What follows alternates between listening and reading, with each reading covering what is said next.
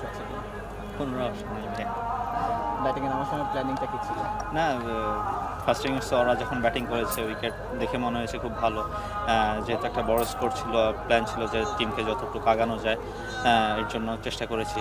পরে দিন শেষে রেজাল্ট আসা খুব ভালো লাগছে। আমরা দেখছিলাম যে পার্টনারশিপ করার চেষ্টা, পার্টনারশিপটা নিয়ে বলুন।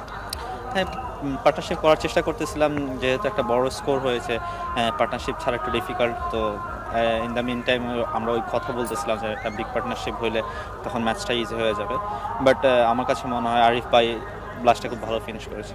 সিলেটের আজকে যে পরিমাণ দর্শক হয়েছে তারা কি 12 ম্যান হিসেবে কাজ করেছে কিনা?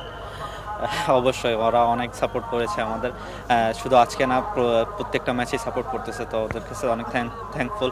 আর দুটো ম্যাচ বাকি আছে, আমরা আশা করি যে এরকমই সাপোর্ট পাবো। এবং আরেকটা জিনিস জানতে চাই, সিলেটের এই জয়টা আসলে কতটা গুরুত্বপূর্ণ ছিল?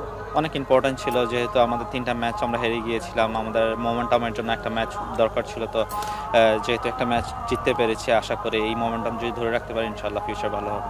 মাঠে এসে দর্শকরা কিন্তু আপনাকে উৎসাহ দিয়েছে, বাট সোশ্যাল মিডিয়াটাও দেখবে, তাদের জন্য কোনো বার্তা থাকবে কিনা? তাদের জন্য ওই বার্তাটাই থাকবে সবসময়, আমাদের আসবেন, আমাদের এসে সাপোর্ট করবেন, এটাই।